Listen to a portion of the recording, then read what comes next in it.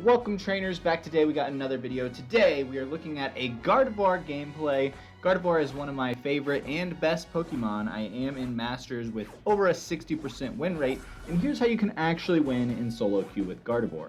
Now please know that I'm not saying this Pokemon is actually excellent or great for competitive play or anything like that, but in solo queue, even in Masters, you can get a lot of wins playing your favorite Pokemon as long as you know what you're doing. Now also, if you're looking for a more comprehensive guide, please check out the channel and look for the ultimate guide to Gardevoir, going over each and every ability as well as your item builds and things of that nature. Now in this game I am running double glasses, so we're starting off with choice specs and wise glasses for that extra special attack. Also running energy amplifier, as we really are going to play a late game build, and as you see, picking up the X attack to help us give a little bit of early game push. You'll notice me using my X attack to fight for these neutral objectives like that middle crab we fought for earlier. Even if you don't get it, it gives you just a little bit more of a chance to get those things. Just like a lot of weak Pokemon, we're going to have to play really defensively in the early game. We're not going to be able to push forward very often, especially starting also with a Squirtle in lane is not going to be able to help us deal too much damage. So for this first game, we're really just trying to steal any neutral farm we can. We're going to use our X attack and our confusion to try to do so. But really, what you're looking to do in this early game is just stay in lane, maintain a presence, even if it's not a very powerful one, and you're just trying to be there, giving yourself a chance to steal as much farm as possible, and you're really not going to do too much else than that. You're not going for a lot of scores, you're not going for a lot of kills. We're really just trying to hit level 6 by the time we get to that 7-minute mark, so we can pick up our first move, which we will be running a Psyshock Psychic today, and I will get into what those moves do more. And you can see I'm just really trying to wait, be patiently, but unfortunately Snorlax is just too strong. Steals that from us, but those are the kinds of moves you're making in the early game while you're ralts. So you can just see that's kind of what we're doing. We're hanging out, not a lot to do in the early game, keeping minimap awareness and really just pushing the enemies back as much as possible and trying to secure farm when we can. Luckily our Squirtle does a pretty good job of helping us zone people out, and we're going to hit level 5 soon and hopefully hit level 6 for that big, hopefully, team fight at 6 minutes. Now you can see here we want to be using our berries as often as possible. Anytime you've got berries up, you should just be eating them and put them on cooldown. So we're going to run back and grab that berry and then hang out here until we hit these 7-minute and 20 Bs. And hopefully this is the moment where we're going to hit level 6. You can see us just getting ready, not even necessarily engaging right away. We're going to give our opponents the chance to get it started because they can probably deal more damage than us, and try to use our confusion, and then if we can get our X attack off to try to steal it. And you do see we steal that. We're setting ourselves up. We're just one little smidge away of experience from hitting level 6 so that we can really be helpful for this team fight. So we're on pretty good pace as a Gardevoir here. As long as you hit 6, about the 7-minute mark, you're on pretty good pace for what you can do. And you can see we're able to help that Talonflame get that KO, and we actually get it ourselves there. And now we can really start to do something. Psyshock, we can get a lot more aggressive. We can push into enemy territory.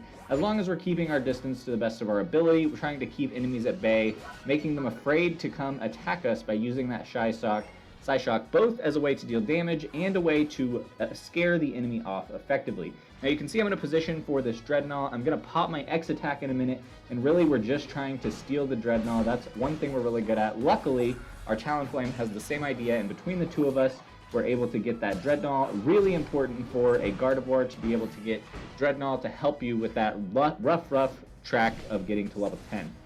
Now you see we pick up Psychic. The main way that we're going to use Psychic and also Psyshock is to always be skill shotting. Never just click and let the ability go wherever it may.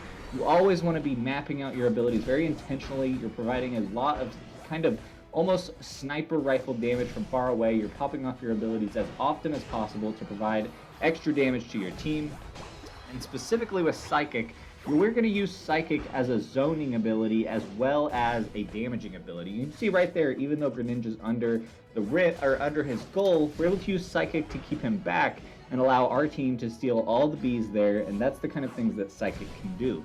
Now you can also use Psychic and shoot it ahead of an enemy who's at low health, who's trying to run away, to effectively zone them out. And you can see me just keeping my distance. The enemy team is barely on my screen here, and yet I'm still firing away all these abilities. Once again, we're able to help that Talonflame get another kill. You get a lot of assists when you play Gardevoir correctly because you just have such range. You don't necessarily always end up getting the KOs, but your teammates like a Talonflame that are in there jumping in, they will greatly benefit from your added damage.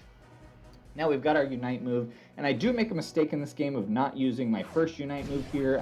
You should use it between the 4 and 5 minute mark ideally, but we didn't find a super great scenario for it, and we end up just holding on to it, but that's okay. So I decided to stay bottom lane here and try to just play a little defense. Unfortunately, this Snorlax makes a smart play, a very simple play, but he pushes me back into his Greninja, and they get the KO. But it doesn't really matter too much because we've got a 4-3 advantage at the top, so we're able to snatch Rotom, and really we're doing super well. We've gained the first 2 objectives. We've gotten the first Dreadnought, even though a little late, and then now we're going to be able to go down and see what happens to Dreadnought.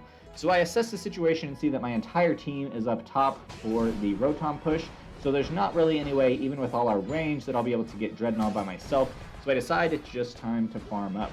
Once you hit this middle game between the 3 and 5 minute mark, you are just on farming town all the way. You don't really need to necessarily engage in every team fight unless you see an objective to fight for.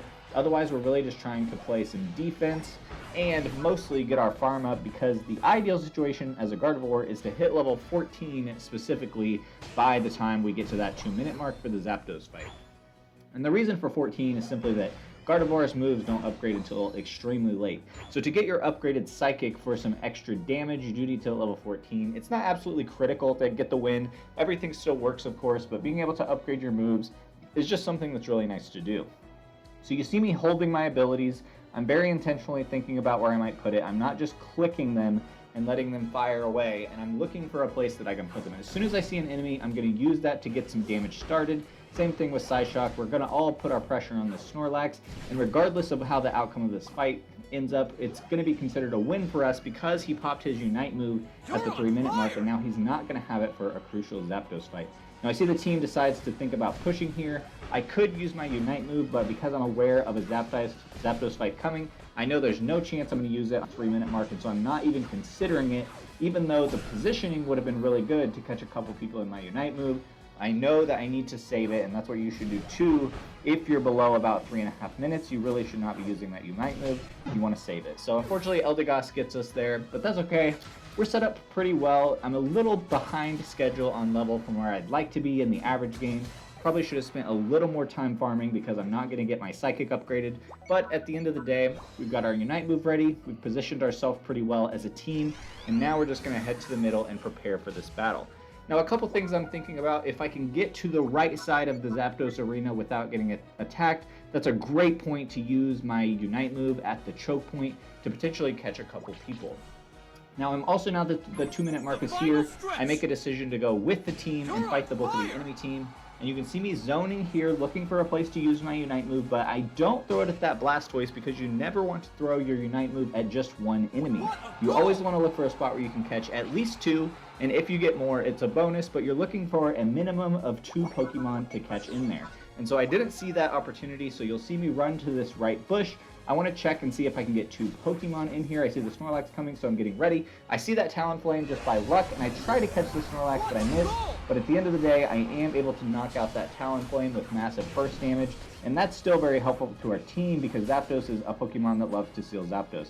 So it's really as simple as that. It's a very fast end, obviously, just like every game of Unite, but that is some of the things that you need to do to win with Gardevoir. So to recap, in the early game, you're playing very defensively, hoping that your teammates can help you steal just a little bit of farm to hit level 6 by the time you hit that first Dreadnought. Once you hit your Psyshock, you're using that from as far range as possible to keep raining down damage on enemies. You're using Psychic to zone off enemies to keep them from going where they want to, maybe throwing it ahead of them to track them down. In the mid-game, between the 3 and 5 or 6 minute marks, you're looking to farm, take as many Audinos on the sides, or if it's able and your jungler is not getting their jungle, snatch up that jungle to try to hit level 14.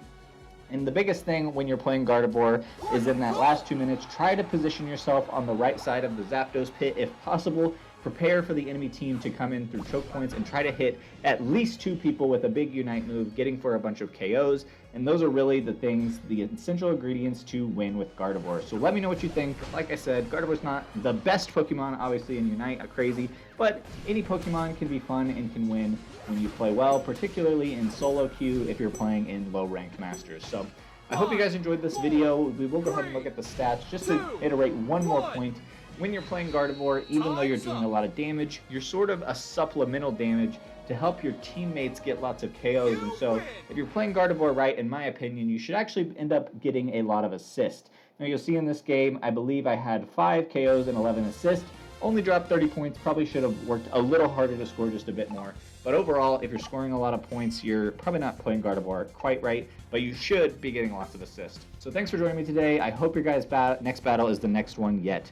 Good luck out there, trainers.